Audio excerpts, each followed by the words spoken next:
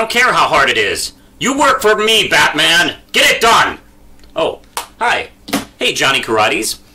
I have a new review of a Steven Universe episode. We are doing a Steven Bomb, apparently, is the big event that's been going on this week that I'm speaking of at the moment that I'm recording this. Every day during this week, there's been a brand new episode of Steven Universe every day for the last couple days at 5 o'clock.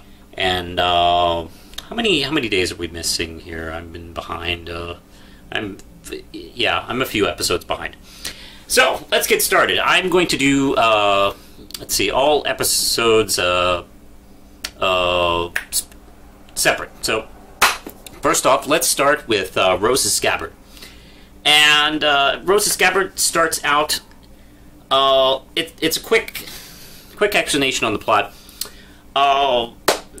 Let's see. In the strawberry field, they decide to start cleaning up the various weapons that are just littering that whole place. Incidentally, I'm going to ask. Okay, we got the strawberry field with all these gigantic weapons. We have the kindergarten. We have several different temples. I'm constantly curious, how come humans haven't touched any of these things? At the very least, turn them into strange tourist attractions. But, I mean, we got Stonehenge, and that's just some rocks that are just shaped a little bit funny. These are, like, very unique things that have been here for 5,000 years. Creators of Steven Universe, answer that question in Season 2, I assume. Now,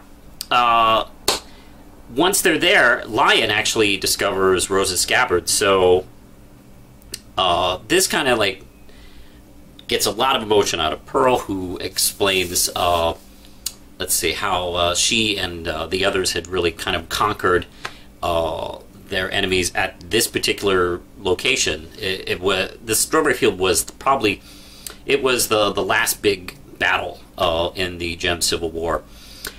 So once home, Steven and Pearl start talking about her mom, so she decides to show her the rest of the secrets, and because Pearl was her #1 confidant, and she knows all her secrets, so she wants to start telling him. So she takes Steven to her armory, which Steven's already been there before. Lion has taken her there, taken him there. And he actually knows how to use it and bring up the weapons. They still can't find the sword until Steven says, "Hey, I know where that sword is." If you've seen the episode Lion to the movie, you know it's within Lion. So he pulls it out, and the Gems and Pearl all realize, like, oh, hey, maybe this pink lion with magical powers has something to do with Rose. Very, very good, guys. By the way, I have another secret for the Crystal Gems. Prince Adam is actually He-Man. He just changes his clothes, or takes them off. Anyway, so this kind of like gets Pearl really upset, because she now realizes that Rose kept secrets from her, and she runs away, and Steven has to catch up with her. And they bond over the fact that Pearl opens up to Steven about her relationship with Rose, and it's an extraordinarily touching moment. That's where they kind of like, you know, reconnect, and it's a nice, wonderful. The episode ends with a nice, peaceful kind of moment between him and Pearl. Probably one of their few last moments before the big return episode. First thought is, Pearl is my favorite character, actually, on the show. And I have to go back to so many birthdays with that episode. And that's kind of where it started. Actually, the moment with her in the clown suit and the pie, that's kind of the thing that really won me over to the show, actually. So I instantly connect with the character, and I really enjoy the dynamic of their relationship, of her and Steven. My second favorite, very close, is Steven's relationship with Garnet. And for similar reasons. They're both, in both pairings, they're both very different characters, and they play off each other really well.